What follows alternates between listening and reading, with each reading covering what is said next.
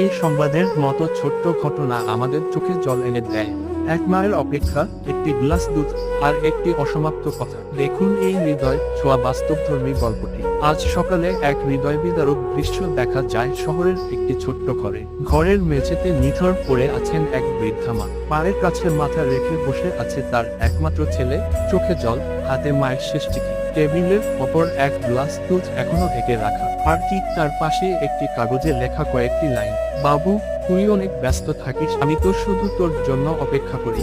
এই দুধটা গরম রেখেছি, ফিরেই খাবি বলেছিলি। আর দেখা হলো না বাবা, ভালো থাকি। ছেলের মুখে কোনো শব্দ নেই, শুধু কাপা কাপা হাতে চিঠিটা জড়িয়ে ধরে সে ফুপিয়ে কাঁদছে। প্রতিবেশীরা জানান ছেলেটি গতরাতে ফিরেছে অনেকদিন পর, কিন্তু তখন আর কিছুই বলার মতো কেউ ছিল না। এটা ছিল শুধু 1 মায়ের নিঃশব্দ বিদায়। সাবস্ক্রাইব করুন আরও এমন আবেগঘন গল্প পেতে। লাইক, কমেন্ট, শেয়ার করতে